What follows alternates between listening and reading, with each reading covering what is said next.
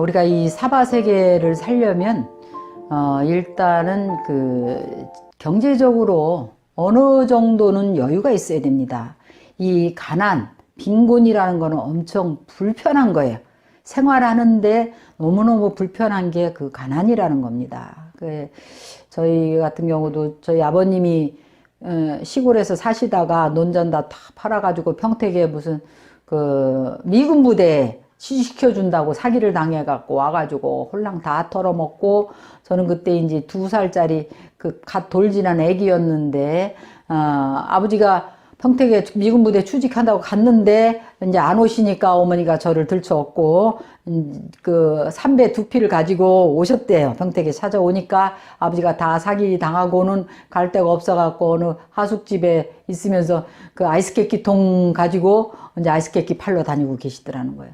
그래 놓으니까 어려서부터 너무 가난한데, 그 당시에 또 저희 집안이 대가족이었어요. 나중에는 이제 평택에 있으니까 또 할머니도 올라오시고, 또 큰 집에 큰아버지가 살림을 좀 잘 못하셔가지고 큰아버지하고 큰아버지 딸, 그러니까 사촌 언니죠. 사촌 언니까지도 저희 집에 다 같이 살아가지고 저희 가족 7에다가 큰 집 식구 3명이니까 10명이 가난한 집에 같이 살았어요. 그러니까 아버님이 맨날 경제적인 그런 것 때문에 너무너무 힘들어 하시고, 이제 저보고도 제가 학교를 다닐 때 워낙 공부를 잘해서 선생님들이 다 가방이고 책이고 다 사주고 교복까지 챙겨가지고 학교를 A급 장학생으로 다녔습니다. 그래서 고등학교까지도 선생님들이 다 챙겨가지고 다 학교를 다니고, 그 당시만 해도 대학교를 잘 들어가야 학교 명예가 올라가니까 이제 저한테 기대를 많이 하고 좋은 대학교에 가서 학교 명예를 높여달라고 선생님들이 그렇게 챙기고 그랬는데도, 저희 아버님은 그게 문제가 아니라는 거예요. 제가 빨리 돈을 벌어서 동생들을 좀 학교도 가르치고 부모님들을 좀 도와주고 너무 힘드니까 그래 했는데, 그래서 제가 고등학교 3학년 때 이미 공무원 시험에 합격을 해가지고 해마다 그래서 공무원을 3군데나 하다가 결국 검찰직 공무원을 하다가 이제 출가를 했습니다.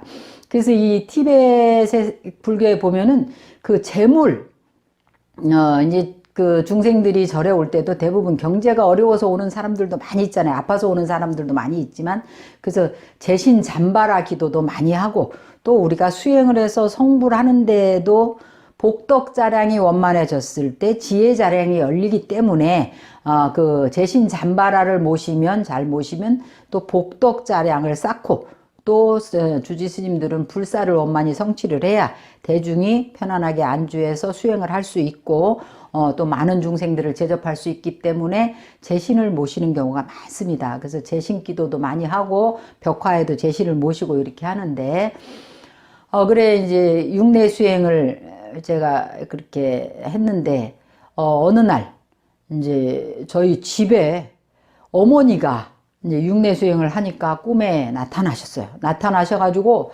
평소에 뭐 맨날 찌들어가지고 옷도 제대로 못 챙겨 입고 이러신 분인데, 그리고 얼굴은 맨날 그을고 이렇게 타가지고 뭐 화장품도 선크림도 안 바르고 이러고 사니까 굉장히 얼굴 피부도 안 좋으신데, 꿈에는 아주 화사한 모습으로 옷도 아주 깨끗한 옷을 한 벌 갈아입고는 소방호수로 벽에다 물을 쫙 뿌리는 거예요. 그러니까 우리 집 벽이 까만 먼지 흙물이 쫙 내려오면서 집이 하얀 벽이 싹 드러나는 거예요.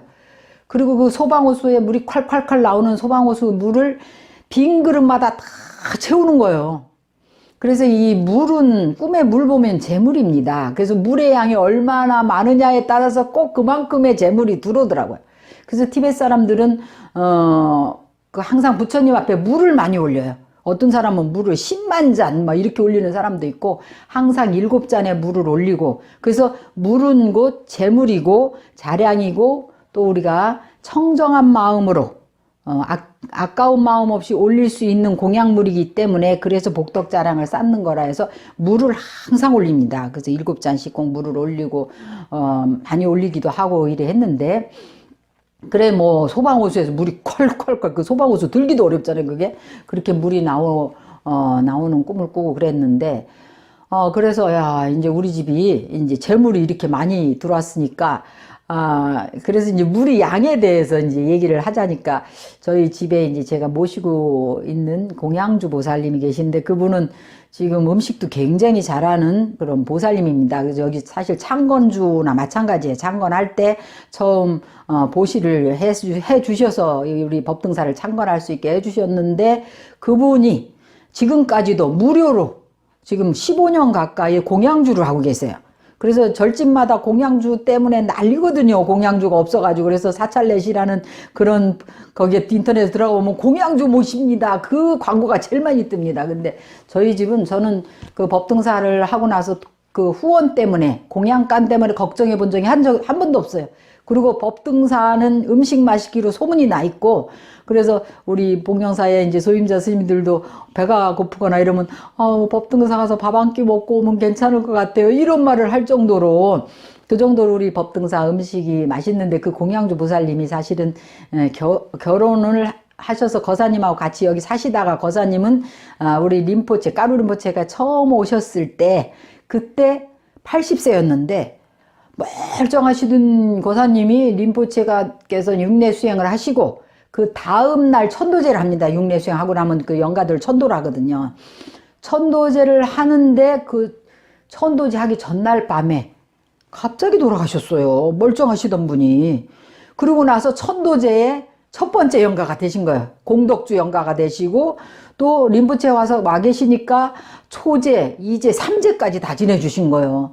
그러니까 림포체가 그 제사를 49제 초제 때부터 그렇게 발인도 다 해주시고 했다는 거는 정말로 너무너무 그 복이잖아요. 그렇게 다 해주시고 그래서 우리 이제 보살님은 남편분이 거사님이 16살 나이 차이가 나거든요. 16살 나이 차이가 나는데 연세가 많으셔서 그거를 보통 사람들은 보통 넘어져갖고 쓰러져서 한 1년 정도 병상에 계시다가 돌아가십니다. 대부분 노인들이.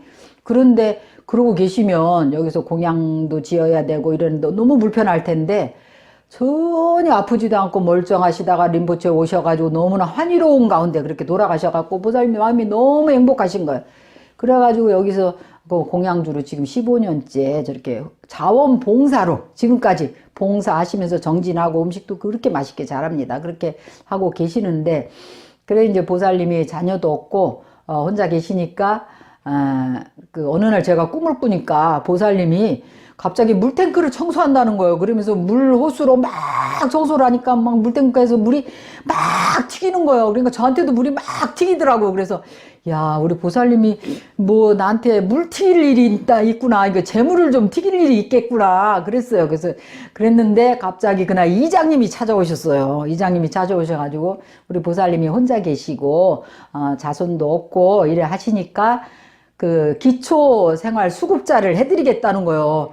그래갖고 한 달에 40만 원이니까 45만 원이 나오는 거예요.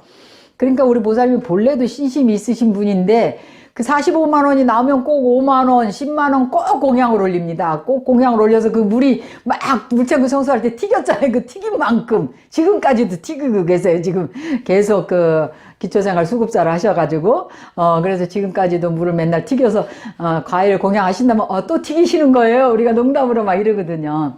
그런데 우리 모친 집이 제가 그 소방호수 꿈꾸고 나서 그 동네가 바로 평택역 앞 거기에 민자역사라고 앵백화점이 생겼어요. 민자역사가 생기면서 그 앞에 소방도로가 난 거예요. 그래갖고 저희 집 옆에 있던 구멍가게하고 그 앞에 있던 집들이 다 소방도로에 도로를 넓히잖아요. 다 잘려가지고 저희 집으로 뭐 한두 평 남은 게 전부 흡수가 됐습니다. 그래서 저희 집은 그 원평농협이라는 맞은편에 있는 그 농협의 로타리에 첫 번째 집이 돼가지고 그거를 2층으로 이제 건물을 지은 거죠. 건물을 지어가지고 1층은 가게를 2개를 내고 2층은 살림집을 해가지고 그 가게가 이제 목이 좋으니까 거기가 민자 역사도 있고 목이 좋으니까 너무너무 가게가 잘 나가는 거예요. 이제까지 한 번도 가게세가 안 들어와 본 적이 없고 가게가 비어본 적이 없습니다. 요즘에 코로나로 인해서 많은 사람들이 가게가 세가 안 나간다고 걱정을 많이 하는데 그런 적이 없어요. 그런 적이 없고 또 얼마 전에는 그 저희 집이 지금 하우드라는 돈가스 집을 하고 있습니다. 그 앞에는 또 떡볶이 집이 있었는데 그 백종원의 골목 식당에 나와가지고 저희 집이 그 TV에 SBS 골목 식당에 백종원 골목 식당에도 한동안 나왔었어요. 그 하우드 돈가스 집. 근데 그 돈가스 집 그 주인 보살이 고집이 세갖고 백종원 말을 잘 안 들어가지고 그렇게 크게 저기는 못 보고 그 앞집에 우리하고 친한 그 떡볶이집 아주머니는 막 백종원 골목 식당에 나오니까 막 줄을 쫙 서갖고 그거 막 먹어보기 어렵더라고요. 그거 그래가지고 그 대박 나고 했는데도 역시 매스컴이 힘이 무서워요. 그래서 지금도 그 하우드 돈가스 집은 그래도 그때 그렇게 나온 인연으로 그런지 지금도 잘 되고 있습니다. 잘 되고 또 저희한테도 꼭 그 인사도 잘 하고 그래 하는데 그래서 저희 모친이 그런 그 저희 집은 제가 출가하고 나서 육례 수행을 그렇게 해서 그런지 저희 모친은 지금까지도 연세가 83세인데도 빌딩 주잖아요. 임대사업자의 사장님인 거죠.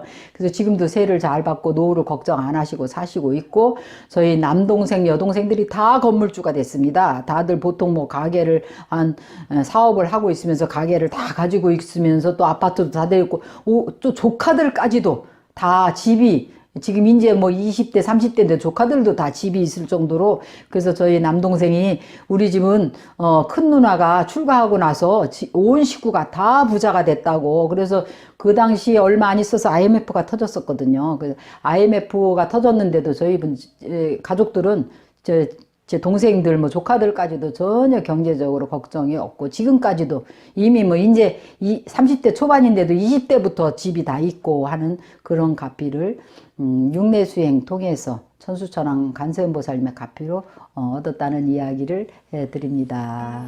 감사합니다.